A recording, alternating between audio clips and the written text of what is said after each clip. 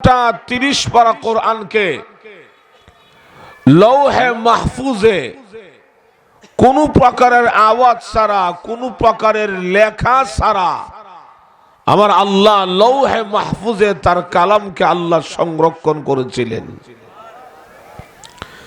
এটা আমাদের দিমাগে ধরে না, পৃথিবীর সায়েন্সও ধরবে না যে আল্লাহ কিভাবে তার কালামকে আওয়াজ ছাড়া, লেখা ছাড়া লৌহে মাহফুজে আল্লাহ কিভাবে সংরক্ষণ করলেন। ছোট্ট একটা উদাহরণ দিলে সহজে বুঝে আসবে। আমাদের বাংলাদেশের যে সমস্ত মাদ্রাসায় হেফজ বিভাগ আছে, যেগুলিকে আমরা হাফিজিয়া মাদ্রাসা বলি, এই হেফজ বিভাগে আমাদের ছোট্ট ছোট্ট ছেলেরা, কেউ 6 বৎসরের, কেউ 8 বৎসরের, কেউ 10 বৎসরের, আল্লাহর মেহেরবানিতে কেউ 6 মাস সময় লাগায়া, কেউ 1 বৎসর সময় লাগায়া, কেউ 2 বৎসর সময় লাগায়া, সর্বোচ্চ 3 বৎসর সময় লাগায়া একজন হাফেজ কোরআন গোটা 30 পারা কোরআনকে সে তার সিনার মধ্যে ধারণ করে। সুবহানাল্লাহ বলবেন না? 30 পারা কোরআন বিসমিল্লাহর বার থেকে শুরু করে মিনাল জিন্নাতি ওয়ান নাসের সিন পর্যন্ত 6666 আয়াত, 114টা সূরা একজন হাফেজ কোরআন সে তার সিনার মধ্যে জমা করে। এখন যদি বাংলাদেশের কোন সার্জারি ডাক্তার অথবা লন্ডন, আমেরিকা, চেন্নাই, পৃথিবীর সবচাইতে বড় সার্জারি ডাক্তার যদি কোন হাফেজ কোরআনের সিনাকে অপারেশন করে ডাক্তারের টেবিলে রেখে দেয়, পৃথিবীর কোন ডাক্তার কোন হাফেজ কোরআনের সিনার মধ্যে আল্লাহর কোরআনের কোন একটা আয়াতের লেখা খুঁজে পাবে না। কোন একজন ডাক্তার কোন একজন হাফেজ কোরআনের সিনার মধ্যে আল্লাহর কোরআনের কোন একটা আয়াতের আওয়াজ কিংবা রেকর্ড খুঁজে পাবে না। ঠিক তেমনি ভাবে মহান আল্লাহ তার 30 পারা কোরআনকে লৌহে মাহফুজে আওয়াজ ছাড়া, লেখা ছাড়া আমার আল্লাহ সংরক্ষণ করেছিলেন। সুবহানাল্লাহ জোরে বলবেন না? শুধু এখানে নয়, পৃথিবীতে আল্লাহ কোরআন নাযিল করেছে, দুনিয়ার মানুষের কাছে আমার আল্লাহ তার কোরআনকে আমানত দিয়েছে। এমনকি আল্লাহর কোরআন পৃথিবীর মানুষের জন্য এটা এমন একটা জীবন ব্যবস্থা, প্রত্যেকটা মানুষ তার ব্যক্তিগত জীবন থেকে শুরু করে, পারিবারিক জীবন থেকে শুরু করে, আন্তর্জাতিক মহল পর্যন্ত, রান্নাঘর থেকে শুরু করে সংসদ ভবন পর্যন্ত প্রত্যেকটা সেক্টর কিভাবে পরিচালিত করবে এই সবগুলি মহান আল্লাহ তার কালামে, তার কোরআনে আল্লাহ উল্লেখ করেছেন। সুবহানাল্লাহ জোরে বলুন না? এমনকি আল্লাহর কোরআন পৃথিবীর মানুষের জন্য এটা এমন একটা মহা ঔষধ। 1500 বছর আগে আল্লাহর রাসূল বলে গেছে, আমার যে কোনো উম্মতের সাকরাতের সময়, দুনিয়া থেকে বিদায় হওয়ার সময় যদি তার আওলাদের মধ্যে কেউ হক্কানি হাফেজ আলেম থাকে, আর হক্কানি হাফেজ আলেম ছেলে বাবার পাশে বসে, মার পাশে গিয়া বসে সূরা ইয়াসিনের তিলাওয়াত যখন করবে, সূরা মুলকের তিলাওয়াত যখন করবে, আল্লাহর রাসূল বলে আমার উম্মতের তার সন্তানের কোরআনের তিলাওয়াতের বরকতে তার মৃত্যুর যন্ত্রণা, তার মরণের কষ্ট আল্লাহ তার জন্য দূর করে দিবে। আর একটু জোরে বলুন না? এজন্য আল্লাহ এক আয়াতে বলেন, وَنُنَزِّلُ مِنَ الْقُرْآنِ مَا هُوَ شِفَاءٌ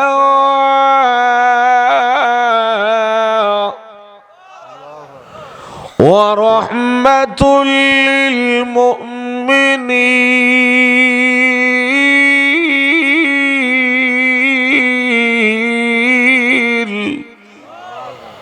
রাব্বুল আলামিন বলে আমি আল্লাহর কালাম, আমার কোরআন দুনিয়ার সকল মুমিনের জন্য এটা মহা একটা ঔষধ। সুবহানাল্লাহ, জোরে বলুন না। এমনকি আল্লাহ তার কোরআনের মধ্যে, কোরআনের তিলাওয়াতের মধ্যে আমার আল্লাহ এত আকর্ষণ রেখেছে, পৃথিবীর ইতিহাসে এমন কোন ঘটনার প্রমাণ কেউ করতে পারবে না, এমন কোন ইতিহাস কেউ রচনা করতে পারবে না যে অমুক পীর সাহেব, অমুক দরবেশ সাহেব গান শুনতে শুনতে আল্লাহর ওলি হয়ে গেছে গা, এমন ইতিহাস কেউ রচনা করতে পারবে না। কিন্তু আমরা একটা দুইটা নয়, আমরা হাজার হাজার ঘটনার প্রমাণ করতে পারবো যে আল্লাহর কোরআনের তিলাওয়াতের আকর্ষণে অসংখ্য চোর ডাকাতেরা ওরা আল্লাহর ওলি হয়ে গেছে। এই জন্য আল্লাহ আমার তিলাওয়াত কৃত আয়াতে বলেন, ইন্না আরাদনাল আমানাতা আলাস السماوات والأرض والجبال فأبين أن يحملنها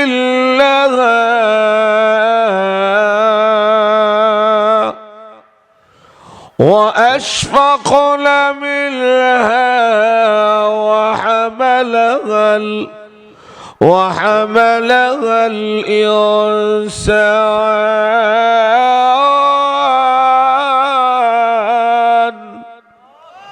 আল্লাহ রাব্বুল আলামিন বলে, আমি আল্লাহ ইচ্ছা করেছিলাম আমার কোরআনকে আসমানের কাছে, জমিনের কাছে, পাহাড়ের কাছে নাজিল করার জন্য, কিন্তু আসমান, জমিন, পাহাড় আমি আল্লাহর কোরআনের দায়িত্ব নিতে অস্বীকার করলেও দুর্বল মানুষের দল, দুর্বল ইনসানের দল আমি আল্লাহর কালাম কোরআনকে তারা গ্রহণ করেছেন। সুবহানাল্লাহ, জোরে বলুন না। এমনকি কিয়ামতের মাঠে আল্লাহর আদালতে প্রত্যেকটা মানুষকে আমার আল্লাহ জিজ্ঞাসা করবে, ও মানুষ, তোমার কাছে আমি আল্লাহ আমার কোরআনকে আমি আমানত দিয়েছিলাম, আমার কোরআনের আমানতদারি, তার জিম্মাদারি কতটুকু তুমি আদায় করেছো, এই হিসাব তুমি আগে আমার কাছে দাও, এরপরে তুমি জান্নাতে যাও। কিয়ামতের কঠিন ময়দানে আল্লাহ রাব্বুল আলামিন প্রথমে ডেকে ডেকে বলবে, ও লৌহে মাহফুজ, আমি মহান আল্লাহ আসমান জমিন সৃষ্টি করার 50,000 বছর আগে আমি আল্লাহ আমার কোরআনকে তোমার কাছে আমানত দিয়েছিলাম। লৌহে মাহফুজ রে, আমি আল্লাহর কোরআন কোথায় সেটা তুমি আমাকে ফেরত দাও। লৌহে মাহফুজ তখন ডেকে ডেকে বলবি, ও রব্বুল আলামিন, প্রভু আল্লাহ, কোরআন কিন্তু আমি আমার কাছে রাখি নাই, কোথায় রেখেছ? আল্লাহ, দুনিয়াতে জিবরাইল তোমার কোরআনকে আমার কাছ থেকে দুনিয়াতে নিয়ে গেছে। আল্লাহ রাব্বুল আলামিন কিয়ামতের মাঠে আল্লাহ ডেকে ডেকে বলবে, জিবরাইল রে, আমি আল্লাহর কোরআন কোথায় সেটা তুমি আমাকে ফেরত দাও। জিবরাইল আলাইহিস সালাতু ওয়াস সালাম তখন ডাক দিয়ে বলবে, ওগো রব্বুল আলামিন, ও প্রভু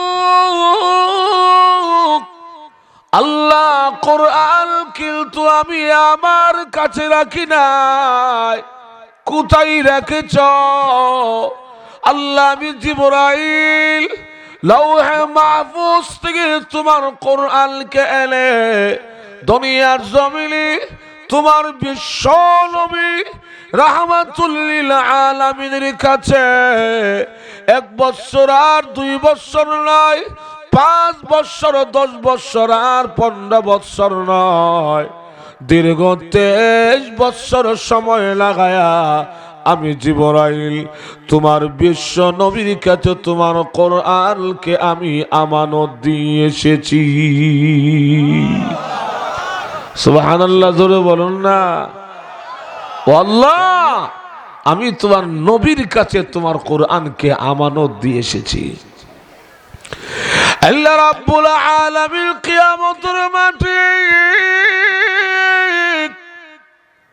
আল্লাহ ডেকে ডেকে বলবে, ওগো বিশ্ব নবী, ওগো রাহমাতুল লিল আলামিন নবী গো, আমি আল্লাহর কোরআন কোথায় সেটা আপনি আমার কাছে ফেরত দেন। আল্লাহর হাবিব তখন ডেকে ডেকে বলবে, প্রভু আল্লাহ, কোরআন কিন্তু আমি নবী আমার কাছে রাখি নাই, কোথায় রেখেছেন? আল্লাহ, আমি নবী দুনিয়ার জমিন থেকে বিদায় হওয়ার আগে বিদায় হজ্জের বাঁশরি আরাফাতের ময়দানে ১৬ লক্ষ সাহাবীদের সামনে ভাষণ দিয়া তারাকতু ফীকুম আমরাইন লা তাদিল্লু মা তামাসসাকতুম বিহিমা কিতাবাল্লাহি ওয়া সুন্নাত রাসূলিহি। আল্লাহ, আমি নবী দুনিয়ার জমিন থেকে বিদায় হওয়ার আগে আরাফাতের ময়দানে ১৬ লক্ষ সাহাবীদের সামনে ভাষণ দিয়া এমনকি আনেওয়ালা কিয়ামত পর্যন্ত আমার সকল উম্মতের কাছে আমি নবী তোমার কোরআনকে আমি আমানত দিয়ে এসেছি। সুবহানাল্লাহ, জোরে বলুন না। ও আল্লাহ, আমি নবী, আমি আমার উম্মতের কাছে তোমার কোরআনকে আমানত দিয়ে এসেছি। আল্লাহ রাব্বুল আলামিন কিয়ামতের মাঠে আল্লাহ একটা ঐতিহাসিক ঘোষণা দিয়া বলবে, উম্মত মুহাম্মদীরা কোথায়? সব গিয়ে আসামির লাইনে দাঁড়াও। আমার নবী তোমাদের কাছে 23 বছরের মেহনতের কোরআন, এই রক্ত মাখা কোরআনকে তোমাদের কাছে আমানত দিয়ে আসছিল। ও উম্মত মুহাম্মদীরা, এই কোরআনের জিম্মাদারি, কোরআনের দায়িত্ব তুমি কতটুকু আদায় করেছো, এই হিসাব তোমরা আগে আমি আল্লাহর কাছে দাও। আমার ভাইয়েরা, কিয়ামতের মাঠে ফেরেশতারা একটা বাটি চালান দিবে, উম্মত মুহাম্মদীরা কোথায় আছে সব খুঁজে বের করো। সুবহানাল্লাহ বলবেন না? তখন কিন্তু আপনারা এই উত্তরবঙ্গের মুসলমানরা সহ সব উম্মত মুহাম্মদিয়াদেরকে ফেরেশতারা বের করে জাহান্নামের রশি দিয়া বেঁধে জাহান্নামের লাইনে দাঁড় করাবে। আর আল্লাহ বলবে, জবাব দাও। আমার ভাইয়েরা, ওই দিন কিন্তু কিয়ামতের মাঠে সাফার জুড়ে এই বক্তব্য দিলে জান বাঁচানো যাবে না। আল্লাহ, দুনিয়াতে কোরআন পড়ার দায়িত্ব ছিল মোল্লার কাছে, এই দায়িত্ব আমাদের কাছে ছিল না। কথা কয় না? আপনারা ঘুমাই গেছেন গে, আল্লাহই জানে। আমরা শুধু দুনিয়াতে কিভাবে মেম্বার হব, কিভাবে চেয়ারম্যান হব, কিভাবে এমপি হব, কিভাবে মন্ত্রী হব, কিভাবে দুনিয়া আমরা কামাই করব, এই ধান্দায় আমরা লিপ্ত ছিলাম। আর কোরআন পড়ার দায়িত্ব ছিল হুজুরের কাছে। আল্লাহ এই দায়িত্ব আমাদের কাছে ছিল না। ফেরেশতারা তখন ধমক দিয়ে বলবে, বাঙালি দোস্ত, এটা বাংলাদেশ নয়, এটা কিয়ামতের ময়দান। কথা কয় না? কিছু হইলেই আলেমদের দোষ সেই দিন ভুলে যাও। এখানে কারো প্রতি জুলুম করা হবে না। এখানে আমার আল্লাহ ইনসাফ কায়েম করবে। যখন ঠিক না আমার ভাইয়েরা, সব জাহান্নামের রশি দিয়া বেঁধে জাহান্নামের লাইনে দাঁড় করাবে। এই করুণ দৃশ্য দেখে আল্লাহর রাসূল তখন কান্না শুরু করবে। সুবহানাল্লাহ, জোরে বলুন না। প্রভু, প্রভু, আমার উম্মতকে জাহান্নামের দিকে নেওয়ার আগে আল্লাহ আমাকে একটু সুযোগ দাও। কি করবেন? আল্লাহ, আমি একটু আদম নবীর দরবারে যাব। জান সময় দিলাম, এমনি কিয়ামতের কঠিন ময়দানে আল্লাহর হাবিব রাহমাতুল লিল আলামিন একটা দরুদ হযরত আদম পয়গম্বরের কাছে গিয়া বলবে, ওগো আদম নবী, ও আদম বাবা, তাকায় দেখুন না আজকে হাসরের ময়দানে কি করুণ পরিস্থিতি। এই যে মানুষগুলি জাহান্নামের লাইনে দাঁড়িয়ে আছে, ওরা আমার উম্মত, আমি তাদের নবী, ওরা আপনার সন্তান, আপনি তাদের পিতা। আদম নবী গো, পিতার সামনে সন্তান জাহান্নামে গেলে পিতার সম্মান ঠিক থাকে না। আরে নবীর সামনে উম্মত যদি জাহান্নামে যায়, নবীর সম্মান ঠিক থাকে না। চলুন না আমরা দুইজন আল্লাহর দরবারে যাই। আপনি গিয়া বলবেন, রব্বুল আলামিন আমার সন্তানকে ক্ষমা করে দাও। আমি গিয়া বলবো, আল্লাহ আমার উম্মতকে ক্ষমা করে দাও। আল্লাহ হলো বিচারক, আমরা দুইজন উকিল, উম্মত হলো আসামি। সুবহানাল্লাহ, জোরে বলবেন না? হযরত আদম আলাইহিস সালাতু ওয়াস সালাম ডেকে ডেকে বলবে, ওগো বিশ্ব নবী, ওগো রাহমাতুল লিল আলামিন নবী গো, আমার ভয় লাগে, আমি পারবো না আমার সন্তানের পক্ষে আল্লাহর দরবারে সুপারিশ করতে পারবো না। সুবহানাল্লাহ, জোরে বলুন না? আমার সন্তানের দরকার নাই, আগে আমি আমার জান বাঁচাই। উত্তরবঙ্গের মানুষ, বগুড়ার মানুষ, সান্দিরা এলাকার গ্রামের মানুষ, কিয়ামতের মাঠে কেমন ভয়াবহতা সৃষ্টি হলে, কেমন পরিস্থিতি সৃষ্টি হলে একজন পয়গম্বর বলবে আমার সন্তানের দরকার নাই, আগে আমি আমার জান বাঁচাই।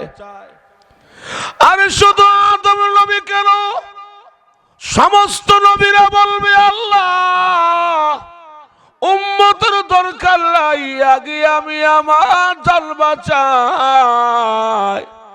সকল পীর আউলিয়া বলবে আল্লাহ মুরিদের দরকার নাই, আগে আমি আমার জান বাঁচাই। সকল মা বলবে আল্লাহ আমার সন্তানের দরকার নাই, ভাই বলবে আল্লাহ আমার ভাইয়ের দরকার নাই। আল্লাহ রাব্বুল আলামিন তার কালামে, তার কোরআনে আল্লাহ বলেন, ইয়াউমা ইয়াফিরুল মারউ মিন আখিহি ওয়া উম্মিহি وأبيه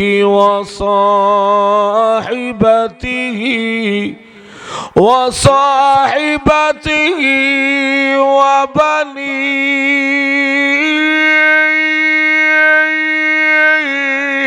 وبنيه أتذر بلنا الله أكبر কিয়ামতের মাঠে ছেলে মেয়ে, পিতা মাতা, ভাই বোন কেউই কিন্তু কাহার কোনো কল্যাণে আসবে না।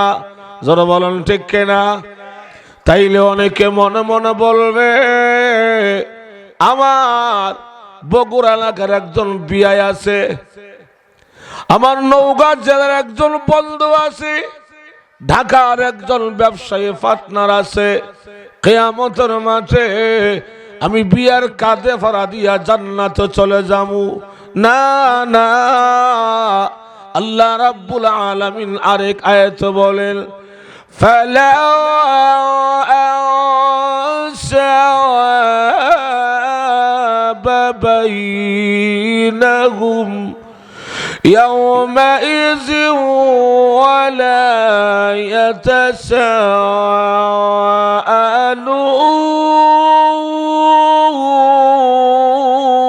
ইয়াতাসাআলুন। আল্লাহ রাব্বুল আলামিন বলেন, ফালা আনসাবা বাইনাহুম, কিয়ামতের মাঠে কোনো বন্ধুর সম্পর্ক, কোনো আত্মীয় সম্পর্ক কাজে আসবে না। যারা বলেন ঠিক কিনা?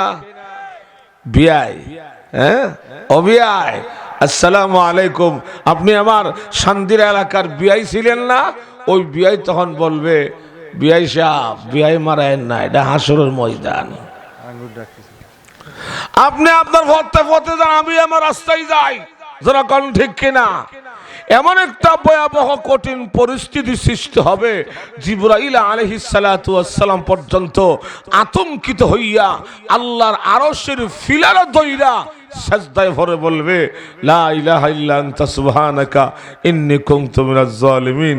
আল্লাহ, আজকে কিয়ামতের মাঠে আমি জিবরাইল পর্যন্ত তোমার আযাব আর গজব থেকে পানাহ চাই, যারা কোন ঠিক কিনা। আল্লাহ কোরআনে বলেন, يوم يقوم الروح والملائكة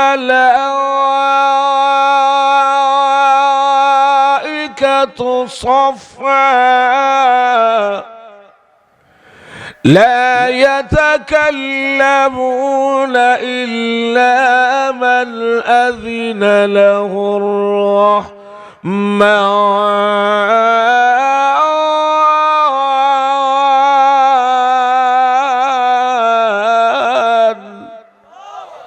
জোরে বলুন না আল্লাহু আকবার। আমার ভাইরা, কোরআন শরীফের তিলাওয়াত করলে যেমন সওয়াব, শুনলেও সমান সওয়াব। তিলাওয়াত করলে যেমন প্রতিটা হরফে 10টা করে নেকি, তিলাওয়াত শুনলেও প্রতিটা হরফে 10টা করে নেকি। সুবহানাল্লাহ, জোরে বলুন না। يوم يقوم الروح والملائكة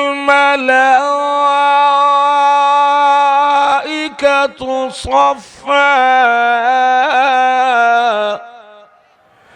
لا يتكلمون إلا من أذن له الرحمن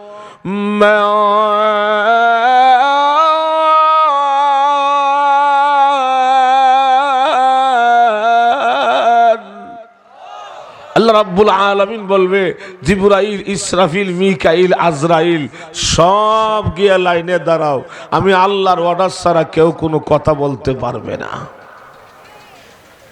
সুবহানাল্লাহ, জোরে বলুন না। ঠিক সেই সময় আল্লাহর হাবিব রাহমাতুল লিল আলামিন তখন ডেকে ডেকে বলবে, প্রভু গো, আল্লাহ আদম বাবা হইয়া তার সন্তানের দায়িত্ব ছেড়ে দিয়েছে। আল্লাহ মেহেরবানি করে আজকে কিয়ামতের মাঠে আমার উম্মতকে আপনি জাহান্নামের আগুন থেকে মুক্ত করে দেন। নবী পেরেশান হয়ে যাবে, একটা দৌড় মারবে আল্লাহর নবী, জাহান্নামের কিনারে যাবে, আরেকটা দৌড় মারবে আল্লাহর হাবিব, মিজানে পাল্লার কিনারে যাবে, আরেকটা দৌড় মাইরা আল্লাহর নবী ফুলসিরাতের কিনারে যাবে। যেমনি ভাবে দুনিয়ার জমিনে একটা মুরগির বাচ্চাকে আকাশের কাউয়া যখন থাপড় মারে, সিলে যখন মুরগির বাচ্চাকে থাপড় মারে, বাচ্চার মা ওই মুরগিটা তার বাচ্চাগুলিকে কাকের হাত থেকে রক্ষা করার জন্য, সিলের থাবা থেকে রক্ষা করার জন্য একটা লাফ দিয়া গাছের ডালায় বসে, আবার বাচ্চার কাছে আসে, আবার যাইয়া সিল কাউয়ার দৌড়ানে দেওয়ায়, আবার যাইয়া ঘরের সালে আর সাথে বসে, আবার বাচ্চার কাছে আসে, আর দুইটা ডানা তখন প্রশস্ত করে কয়, জলদি করে আমার ডানার নিচে আয়, আমার পাকার নিচে আয়, আমি তোদের মা, আমি মা থাকতে আমার একটা বাচ্চাকেও কাকির মুখে, চিলির মুখে আমি মা কোনোদিন ছেড়ে দেব না। ঠিক তেমনি ভাবে কিয়ামতের কঠিন ময়দানে আল্লাহর হাবিব রাহমাতুল লিল আলামিন গুনাহগার তিম উম্মতকে জাহান্নামের আগুন থেকে মুক্ত করার জন্য নবী যখন বাচ্চাওয়ালা মুরগির মতো উড়ালতে আরম্ভ করবে, আল্লাহ রাব্বুল আলামিন তখন ডাকতে বলবে, নবী গো কাইন্দেন না, আপনার কান্না আমি আল্লাহ সহ্য করতে পারি না। ও নবী মাথা উঠান আর সুসংবাদ লয়া যান, আজকে কিয়ামতের কঠিন ময়দানে আমি মহান আল্লাহ আপনার উম্মতের বেলায় আমি আমার কোরআন শরীফের হাতে দায়িত্ব ছেড়ে দিলাম। আল্লাহু আকবার, জোরে বলুন না। ও নবী, আমার কোরআন যার জন্য সুপারিশ করবে, আমার কোরআন যার জন্য দরখাস্ত করবে, আমি আল্লাহ তাকে মাফ করে দেব। তখন দেখা যাবে কিয়ামতের ময়দানে আল্লাহর কোরআন সুন্দর সুনাম দেহের অধিকারী যুবকের সুরত ধারণ করে দুনিয়াতে কোরআনের তিলাওয়াতকারী, তিলাওয়াত শ্রবণকারী, কোরআনকে মহাব্বত করেছে, কোরআনকে ভালোবেসেছে, দুনিয়াতে কোরআনের সাথে তার সুসম্পর্ক ছিল, এমনকি কোরআন শিক্ষার মার্কাজ তৈরি করতে যায়া এই সমস্ত সন্দিরা, রশিদিয়া, হাফিজিয়া, কওমি মাদ্রাসা ভর্তি করে, প্রতিষ্ঠা করে, একটা ছাত্র ভর্তি করাইয়া সহযোগিতা করলো, একটা ছাত্র রোজিং রেখে সহযোগিতা করলো, বুদ্ধি দিয়া সহযোগিতা করলো, জানে মালে সর্বোচ্চ সহযোগিতা করে ওরা কোরআন ওয়ালা হয়েছে। এই সমস্ত মানুষগুলিকে কিয়ামতের মাঠে আল্লাহর কোরআন ওই জাহান্নামের লাইন থেকে খুঁজে খুঁজে ধরে বের করে আল্লাহর আদালতে গিয়ে বলবে, ও রব্বুল আলামিন, এই মানুষগুলি দুনিয়াতে আমি কোরআনকে সাহায্য সহযোগিতা করেছিল, ও আল্লাহ আজকে হাসরের ময়দানে মুসিবতের সময় আমি কোরআন তাদের জন্য তোমার দরবারে জান্নাতের দরখাস্ত করলাম। সুবহানাল্লাহ বলবেন না? আল্লাহ রাব্বুল আলামিন তখন বলবে, এই সবগুলো আসামি, এক একজনের নামে নিম্নে 500, 700, 1000 করে মামলা আছে, যাও সব আসামি। কোরআন শরীফ তখন কিয়ামতের মাঠে আল্লাহর আদালতে আল্লাহর সাথে জেরা করতে আরম্ভ করবে, তর্ক বিতর্ক করতে আরম্ভ করবে। আল্লাহ, তাইলে তুমি আমাকে অস্বীকার করো, আমি তোমার কালাম না। সুবহানাল্লাহ বলবেন না? আমার ভাইয়েরা, আমি তো বহুদূর থেকে বহুদূর, প্রায় 9 ঘন্টা গাড়ির জার্নি কইরা আপনাদের দেশে আমি ওয়াজ করতে আসছি। আপনারা তো বাড়ি ঘর থেকে বের হয়ে আসছেন, কিন্তু আপনাদের আওয়াজে বোঝা যায় যে আপনারা আমার চাইতে বেশি ক্লান্ত। এই জন্যে বক্তার ওয়াজ শুনতে গেলে বক্তাকে উৎসাহিত করতে হয়, যখন ঠিক না? এই জন্য আপনারা একটু সজাগ থাকেন, একটু সজাগ থাকবেন, একটু বেশি লম্বা হবে না ইনশাআল্লাহ, অল্প সময়। এমন লম্বা ওয়াজ আমরা করব না যে ওয়াজ শুনতে যাই আমার ফজরের নামাজ কাজা হয়ে যাবে, যখন ঠিক না? অল্প সময়। আমার ভাইয়েরা, এবার দেখুন লক্ষ্য করে কোরআন শরীফ তখন বলবো, আল্লাহ তাইলে তুমি আমাকে অস্বীকার করো, আমি তোমার কালাম না। আল্লাহ বলবে, তুমি যে আমার কালাম, এটা কি অস্বীকার করা যায়? সুবহানাল্লাহ বলবেন না? যালিকাল কিতাবু লা রাইবা ফীহি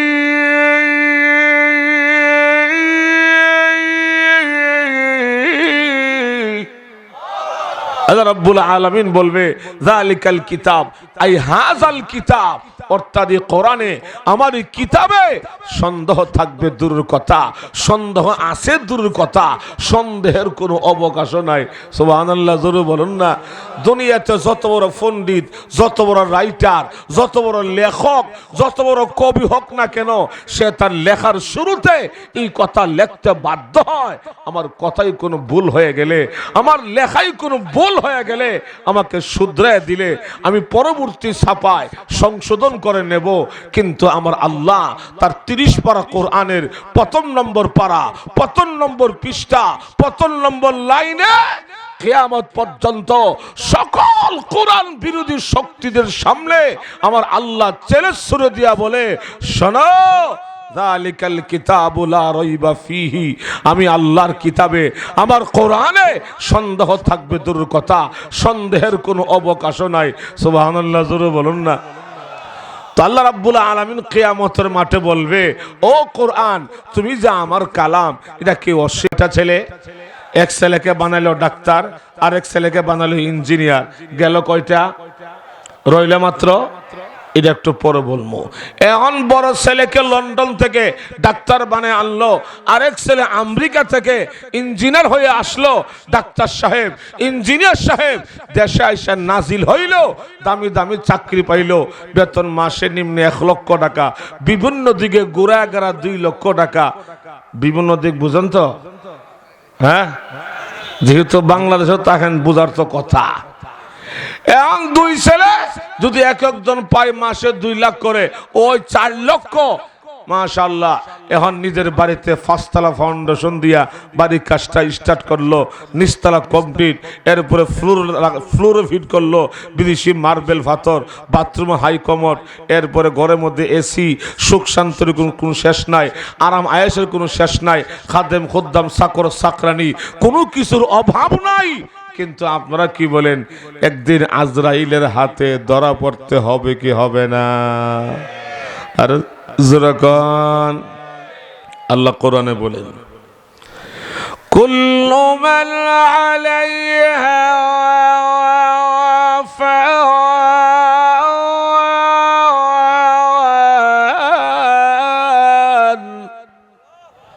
ওয়া ইয়াবকা ওয়াজহু রাব্বিকা যুল জালালি والإكرام। আল্লাহ রাব্বুল আলামিন বলে, শোনো, এই দুনিয়াতে যা কিছু আছে এই সবগুলির মরণ আছে, সবগুলির ধ্বংস আছে। দুনিয়াতে মরণ নাই, ধ্বংস নাই, একমাত্র মহান আল্লাহর। যেরকম ঠিক কিনা আমার ভাইয়েরা? এবার দেখুন, লক্ষ্য করে, দুনিয়ার জিন্দেগির হায়াত যখন শেষ, আজরাইল সামনে গিয়া কয়, আসসালামু আলাইকুম। ওয়ালাইকুম সালাম। তুমি কে? আমি কে পরে বলবো, আগে দক্ষিণ দিকে ভাও দাও, উত্তর দিকে মাথা দাও, দিয়া লম্বইয়া শুয়া ভরো, তখন চিনবা আমি কে। কো ভাই, তোমার তো কথার বেশি নমুনা, বাপসাপ বেশি, ভালো বুঝতেছি না, তুমি কে? কানে কানে গিয়া কয়, আমার নাম আজরাইল, মিস্টার মালাকুল মউত। যে বলছে আজরাইল, এক চিৎকার দিয়ে অজ্ঞান হয়ে গেল। চাচা কিভাবে মরল? কই স্ট্রোক করছে। কিভাবে মরল? High pressure. কিভাবে মরল? Low pressure. কিভাবে মরল? ডায়াবেটিস বাড়ছে। এটা কিচ্ছু না, মরণের সময় হয়েছে। কথা কয় না, আর যারা গণ ঠিক না। এখন ছেলে একজন বড় ডাক্তার, আজরাইল চাপ দিয়া ধরলো, রু বের করে নিয়ে যাবে। ছেলে একজন বড় ডাক্তার, এই দেশের সর্বোচ্চ চিকিৎসা করবে, আটকাতে পারবে তো? কথা বলুন না। আরেক ছেলে ইঞ্জিনিয়ার সাহেব বলবে, টাকা যা লাগবে আমি দেব, আমার বাবাকে সিঙ্গাপুর নিয়ে যাও। আজরাইল তখন বলবে, নিয়ে যাও সিঙ্গাপুর, আমি তোমার আগে সিঙ্গাপুরের গেটে গিয়া খাড়া আছি। আমার ভিসা লাগবে না, পাসপোর্ট লাগবে না, ইমার্জেন্সি টিকিট লাগবে না, ভিআইপি কেবিন লাগবে না, নিয়ে যাও সিঙ্গাপুর। দুনিয়া ডাক্তার ইঞ্জিনিয়ার সব যখন ব্যর্থ হয়ে গেল গা, কোনো কাজে আসলো না, ওই যে 3 নম্বর ছেলেটা, মনে আছে তো? মনে করেন এই 3 নম্বর ছেলেটা বাবা সুস্থ থাকতে ভর্তি করে দিয়া গেছিল এই রশিদিয়া হাফিজিয়া কওমি মাদ্রাসায় ভর্তি করাইয়া। উনি মনে মনে এই কথাই বলছিল যে আমার ছেলেটাকে আমি আখিরাতের ব্যাংকে জমা করে দিয়া গেলাম, এই ফুলাটাকে আমি দ্বীনের পথে দিয়া গেলাম। এখন এই ছেলে মাদ্রাসায় ভর্তি হইয়া অল্প দিনের ভিতরে হাফেজ কোরআন 30 পারা কোরআন সে তার সিনার মধ্যে জমা করেছে। এখন সে হাফিজ সাহেব। সুবহানাল্লাহ বলবেন না? আমার ভাইয়েরা, আপনারা কি বলেন, হাফিজ সাহেবের দাম আছে তো? আজকে যাদের মাথায় পাগড়ি পরাইছেন আপনারা, মেহনত কইরা কষ্ট করে হাফিজ সাহেব বানাইয়া যাদের মাথায় আজকে পাগড়ি পরাইছেন, এই এক একজন হাফিজ সাহেবের দাম কত? কিয়ামতের মাঠে আল্লাহ বলবে, ইউকালু লিসাহিবিল কোরআন, ও কোরআনওয়ালা, ও হাফেজে কোরআন, তুমি পড়ো এবং তুমি চড়ো। কোথায় চড়বে? এক একটা আয়াত তিলাওয়াত করবে, আর আমার আল্লাহ ওই জান্নাতে একজন হাফেজে কোরআনের জন্য এক এক তালা বালাখানা জান্নাতি বাড়ি আল্লাহ নির্মাণ করবে। এইভাবে ৬৬৬৬টা আয়াতের তিলাওয়াত যখন কমপ্লিট হবে, আমার আল্লাহ একজন হাফেজে কোরআনের জন্য ওই জান্নাতের ভিতরে ৬৬৬৬ তালা বাড়ির মালিক আল্লাহ তাকে বানাইয়া তার আব্বা আম্মাকে সহ নূরের মুকুট পরাইয়া আমার আল্লাহ সম্মানিত করবে। আল্লাহর রাসূল বলে সেই নূরের মুকুটের আলো সূর্যের আলোর চাইতে আরো বেশি আলোকিত হবে। সুবহানাল্লাহ বলবেন না?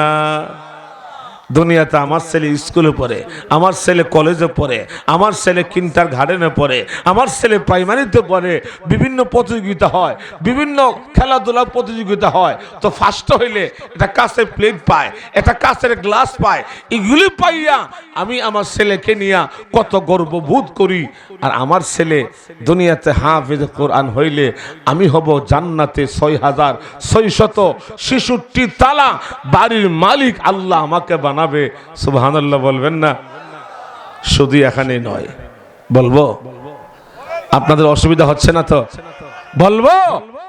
একজন হাফেজ কোরআনের জন্য কিয়ামতের মাঠে আল্লাহর পক্ষ থেকে 10 জনের স্পেশাল সার্ভিস। কয়জনের? জোরে বলুন।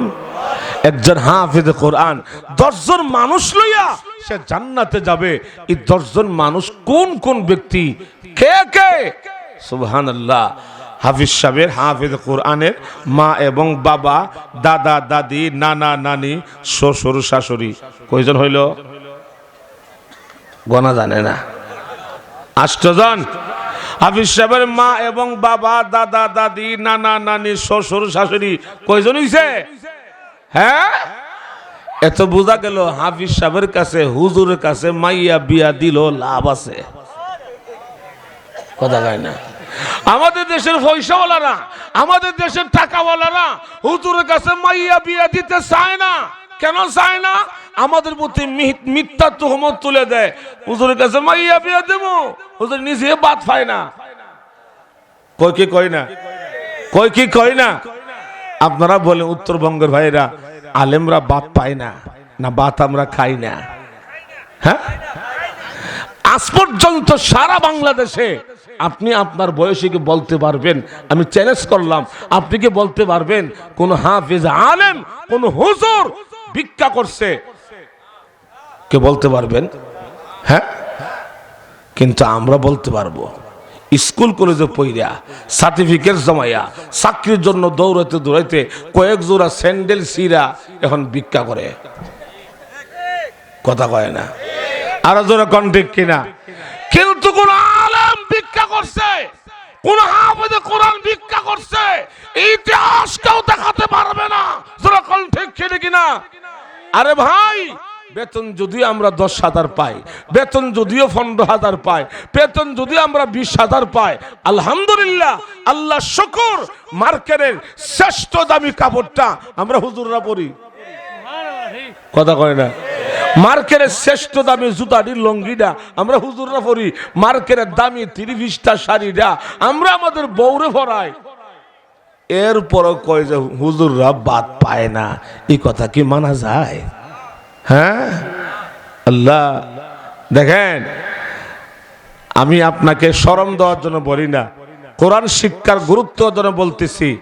বাংলাদেশে বহু টাকাওয়ালা দেখেছি, হজম শক্তি নষ্ট হয়ে গেছে, লিভার নষ্ট হয়ে গেল, গেল চেন্নাই চিকিৎসা করতে। ডাক্তার পরীক্ষা নিরীক্ষা করে কয় তোমার পেটের ভিতরে ঠাডা পড়ছে। কি পড়ছে? ঠাডা পড়ছে। মুরগির রোস খাইবা, ফুলাও কোরমা খাইবা, ঠাস করে মরে যাবি গা। কথা কয় না? আরো জোরে কন্টেক কিনা? এখন আমাদেরকে দাওয়াত করে নিয়ে বল মাছ খাওয়াই, ইলিশ মাছ খাওয়াই, মুরগির রোস খাওয়াই, ফুলা কোরমা খাওয়াই, আর উনি পয়সা পয়সা লুল ফালাই। এরপরে কয় হুজুররা ভাত পায় না। যখন ঠিক কিনা আমার ভাইরা, এবার দেখুন লক্ষ্য করে আসুন, আমি আমার আলোচনায় মূল আলোচনা যাচ্ছি। কয়জন না হয়েছিল? 8 জন। আর 2 জন হইল তারা যারা ভাত খাওয়াইয়া সহযোগিতা কইরা হাফিজ সাহেব বানাইছে। সে যেই ঘরে লজিং থাইকা হাফিজ সাহেব হইল, এই ঘরের স্বামী আর স্ত্রী, জামাই আর বউ, এই 10 জন মানুষ লইয়া একজন হাফিজ কোরআন কিয়ামতের মাঠে হাসতে হাসতে জান্নাতের দিকে যাবে। সুবহানাল্লাহ, জোরে বলেন না। এটা শুধু হাফেজদের বেলায়, আর হক্কানি আলেমদের বেলায় হাদিসে কোনো সংখ্যা নাই। 10 জন, 50, 100, 500, 1000, 10,000, 15,000, 50,000, 1 লক্ষ, যার কোনো সংখ্যা নাই। কিয়ামতের মাঠে হাজার হাজার লক্ষ লক্ষ মানুষের বহর লইয়া হক্কানি আলেম পীর বুজুর্গরা হাসতে হাসতে জান্নাতের দিকে যাবে। সুবহানাল্লাহ, জোরে বলুন না। এখন হাফেজ কোরআন ছেলে মনে মনে কয়, আমার বড় ভাই ডাক্তার, কোনো কাজে আসলো না, আরেক ভাই ইঞ্জিনিয়ার, কোনো কাজে আসলো না, এখন তো আমার পালা। হাফেজ কোরআন ছেলে বাবার পাশে গিয়া বৈশা, মার পাশে গিয়া বসে বিসমিল্লাহির রহমানির রহিম বলে সূরা ইয়াসিনের তিলাওয়াত যখন করতে আরম্ভ করবে, সাকরাতগ্রস্ত মানুষটা তখন বলবে, এটা কে রে? মুসিবতের সময়, বিপদের সময় আমার সামনে জাহান্নামের দারোয়ান, দুজকের ফেরেশতারও আছে, কিন্তু এই কঠিন মুহূর্তে আমার সামনে বসে আমার আল্লাহকে রহমান আর রহিম বলে ডাক দিয়া, আমার রাসূলকে ইয়াসিন বলে ডাক দিয়া আমার আগুনের মধ্যে পানি ঢালিয়া দিল। সুবহানাল্লাহ বলবেন না? আল্লাহ রাব্বুল আলামিন তখন ডেকে ডেকে বলে, কিরে আজরাইল, গজবের ফেরেশতারা, তোমরা তাকায়া দেখো,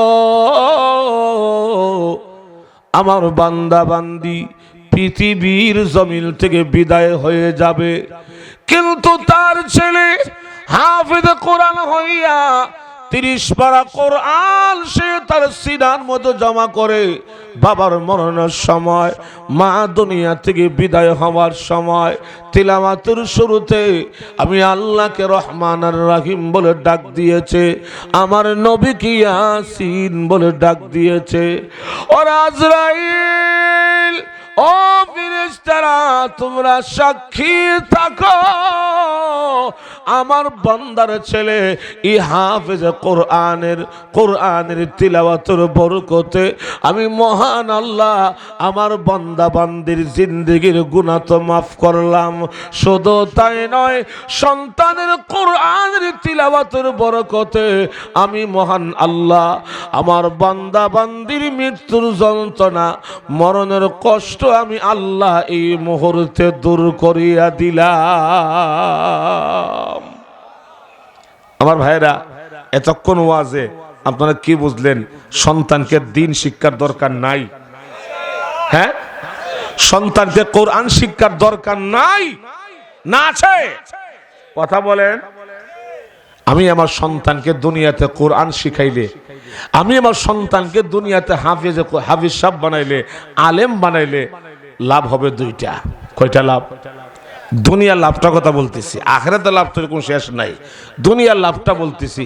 1 নম্বর লাভ হইল, দুনিয়াতে আমার ছেলে হাফেজ আলেম হইলে আমাকে বুড়াকালে বৃদ্ধাশ্রমে থাকতে হবে না। কথা কয় না? আপনি ঠিক না বললো আমারটা ঠিক। আপনার ছেলে আলেম হইলে, আপনার ছেলে হাফেজ কোরআন হইলে আপনাকে বুড়াকালে বৃদ্ধাশ্রমে যেতে হবে না। আমি চ্যালেঞ্জ করলাম, বাংলাদেশে টেকনাফ থেকে তেতুলিয়া, রূপসা থেকে পাথুরিয়া যত বৃদ্ধাশ্রম আছে, কোন একটা বৃদ্ধাশ্রমে কোন হাফেজ আলেমের বাপ মাকে দেখাতে পারবেন না। কথা কয় না? যারা কোন ঠিক কিনা? 2 নম্বর লাভটা হইল, আমি মারা গেলে আমার ছেলে আমার জানাজার নামাজ পড়াইলে, আমি মারা গেলে আমার ছেলে আমার কবরের পাশে গিয়ে দাঁড়াইয়া দোয়া করলে আল্লাহর নবী বলে আমার কবরের আযাব আল্লাহ দূর করিয়া দিবে। ওই বাবার মতো পুরা কপাল বাবার কে আছে? যে বাবার 3টা ছেলে আছে, যে বাবার 4টা ছেলে আছে, একটা ছেলে যার আছে সে মারা গেল, ছেলে থাকা সত্ত্বেও তার ছেলে তার জানাজার নামাজটা পড়াতে পারলো না। ছেলে থাকার পরেও তার ছেলে তার কবরের পাশে গিয়ে দাঁড়াইয়া তার জন্য 2 হাত তুলে আল্লাহর দরবারে দোয়াটা পর্যন্ত করতে পারলো না। আপনি কেমন পুরা কপাল বাবা? হ্যাঁ, এই জন্য মনটার প্রশ্ন করেন তো দেখি, আমার পরিবারে আমার ঘরে এমন একটা ছেলে আছে কিনা, এমন একটা ছেলেকে আমি কোরআন শিখাইয়া যাইতে পারলাম কিনা, এমন শিক্ষা দিলাম কিনা যে আমি মারা গেলে অন্তত আমার ছেলেটা আমার জানাজার নামাজটা পড়াবে। আবার ভুল বুঝবেন না, ভুল বুঝবেন না যে মনে হয় স্কুলে পড়ানো যাবে না, মনে হয় কলেজে পড়ানো যাবে না। না না, অবশ্যই পড়াবেন।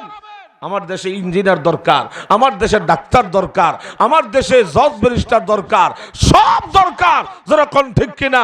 আপনার 3টা ছেলে আছে, একটাকে ডাক্তার বানান, একটাকে ইঞ্জিনিয়ার বানান, একটাকে হাফিজ সাহেব বানান। কারণ আমার মতো হুজুর অসুস্থ হইলে আমার ডাক্তার দরকার আছে, আমার মতো হুজুর বাড়ি বানাইলে আমার ইঞ্জিনিয়ার দরকার আছে, ডাক্তার ইঞ্জিনিয়ার মইরা গেলে আমার মতো মোল্লারও দরকার আছে। কথা কয় না?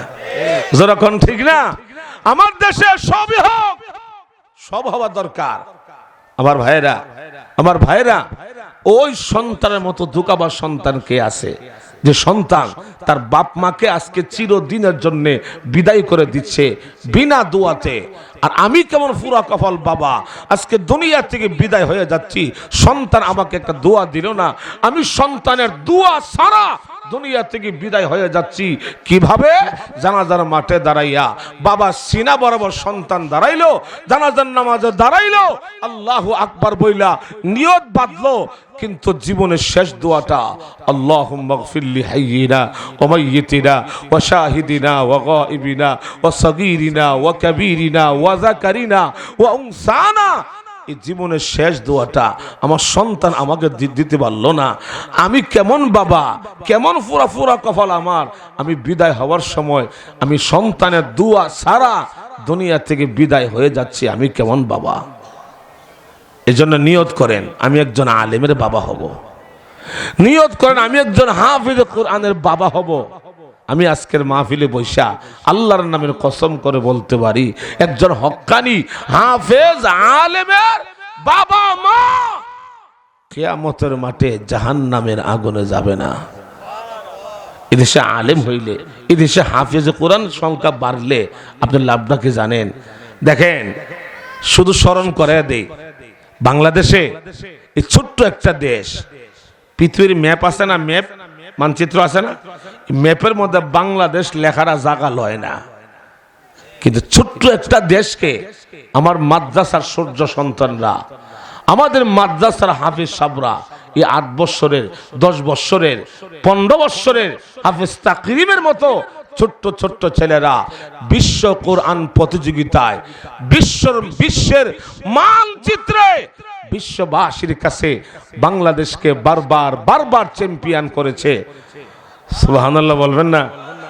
আজকেও ইরানে 90টা দেশের সাথে বাংলাদেশের ঢাকার মার্কাজুত তাহফিজের হাফেজ নেসার সাহেবের এক ছাত্র 90টা দেশের সাথে লড়াই কইরা সে বাংলাদেশকে 1 নম্বর করেছে।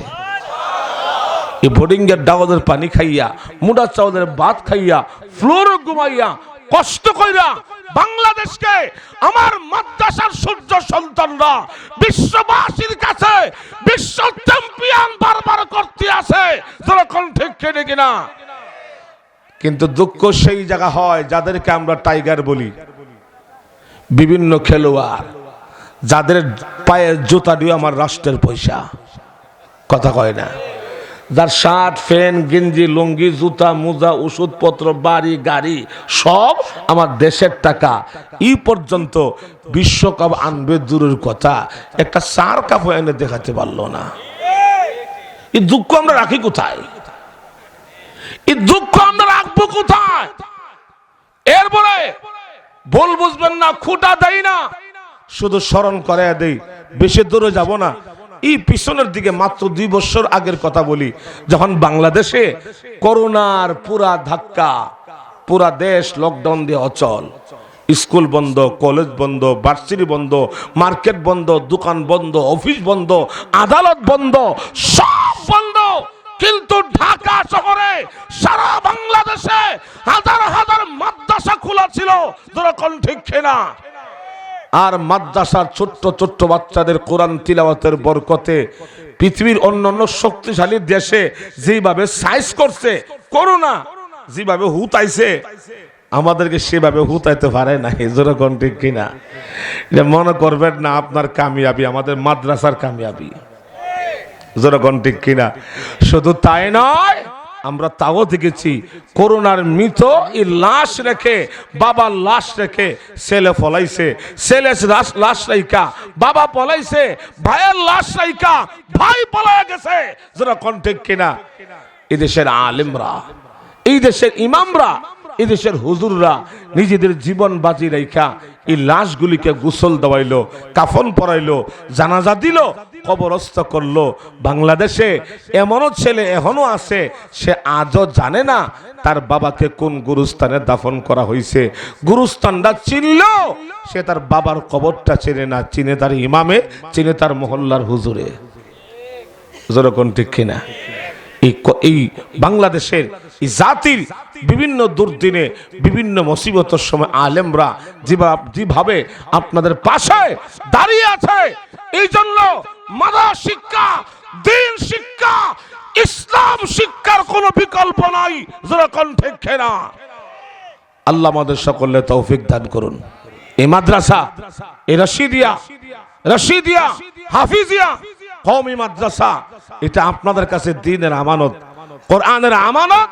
যদি আপনি সহযোগিতা করতে পারেন, অর্থ দিয়া, বুদ্ধি দিয়া, জানে মালে ছাত্র ভর্তি করাইয়া সহযোগিতা করতে পারেন, আপনি একজন কোরআন ওয়ালা হয়ে গেলেন। আর একজন কোরআন ওয়ালার জন্য কিয়ামতের মাঠে আল্লাহর কোরআন আল্লাহর দরবারে জান্নাতের দরখাস্ত করবে। সুবহানাল্লাহ, জোরে বলুন না। ও আখির দাওয়ানা আলহামদুলিল্লাহ। আদায় দিকে যেতে হবে, মানুষ যদি শেখাতো। এই বোন দোয়া করে যান, চাচা বসেন, দোয়া করে যান, দোয়া করে যান, দোয়া করে যান। দোয়া না করে কেউ যাবেন না। এতক্ষণ ওয়াজে আমরা যে সবকটা পাইলাম, সবকটা হইল দুনিয়াতে আমার ছেলে হাফেজে কোরআন হইলে আমাকে সে জান্নাতে নিয়ে যাবে। দুনিয়াতে মাদ্রাসায় আমি সহযোগিতা করলে আমি একজন কোরআনওয়ালা হয়ে গেলাম। আর একজন কোরআনওয়ালার জন্য কিয়ামতের মাঠে আল্লাহর কোরআন আল্লাহর দরবারে জান্নাতের দরখাস্ত করবে। সুবহানাল্লাহ, জোরে বলুন না। ব্যবস্থা করে নিতাম। উঠবেন না ভাই, আমি আগে বলছি এটা একটা মাদ্রাসার প্রোগ্রাম। যাদেরকে আল্লাহ তাআলা দুনিয়াতে অর্থ দিয়ে, আল্লাহ ধন দিয়া ধনী বানাইছে, আপনার সম্পদের প্রতি, আপনার মালের প্রতি এই নবীর বাগানের, এই কোরআনের বাগানের মাদ্রাসার হক আছে। কোন ভাই আছেন কিনা এই মজলিসে? দেখেন, যে মজলিসে 40 জন লোক থাকে, ওই মজলিসের দোয়া আল্লাহ ফেরত দেয় না। এখানে কোনো ওলি না থাকলেও আমার আল্লাহ একজনকে ওলি বানাইয়া তার উসিলায় আল্লাহ সকলকে মাফ করে দেয়। সুবহানাল্লাহ, জোরে বলবেন না। এই জন্য কোন ভাইরা আছেন আব্বা আম্মার নামে, দাদা দাদির নামে, বংশের মধ্যে গানের নামে, পরিবারের জান মালের সদকা, সন্তানের জান মালের সদকা, প্রবাসী ভাইদের জান মালের সদকা, আপনি আপনার নিজের জান মালের সদকা হিসাবে এই মাদ্রাসায় 50,000 টাকা, 30,000 টাকা, 20,000 টাকা, 15,000 টাকা, 10,000 টাকা, 5,000 টাকা, 3,000 টাকা, 1,000 টাকা এই মাদ্রাসা দান করবেন। মাশাআল্লাহ।